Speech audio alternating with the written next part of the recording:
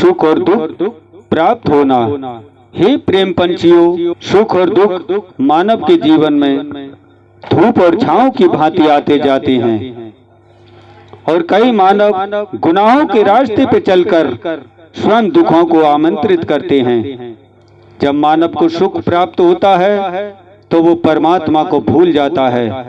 जब दुख प्राप्त होता है तब उसे परमात्मा की याद आती है। और जो मानव दूसरे के जीवन में पाप का जहर घोलकर बुराई का बीज बोता है तब उसे बड़ा आनंद प्राप्त होता है। फिर वही पाप का बीज फसाद बनकर जन्म लेता है और दुख बनकर प्रकट होता है।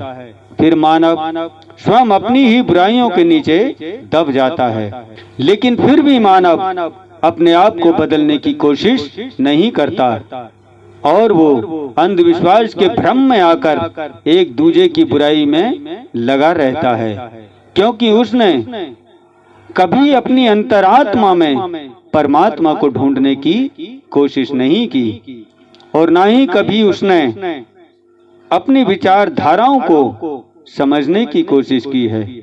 जिस दिन मानव अपने मन के मंदिर में ईश्वर के दर्शन कर लेता है, वो अनेक प्रकार की बीमारियों से मुक्त हो जाता है और वो जान लेता है कि मानव की मन और बुद्धि से ही धर्म और शैतान प्रकट होते हैं और इसी मन और बुद्धि की शक्ति से ही सुख और दुख प्राप्त होते हैं और इसी मन बुद्धि के ब्रह्मांड से वो शक्तियां प्राप्त होती हैं जिन्हें हम ढूंढ नहीं पाते और जो ढूंढ कर सिद्ध कर देते हैं उन्हें ज्ञानेंद्र कहते हैं और ज्ञानेंद्र ही ईश्वर का संदेश होता है।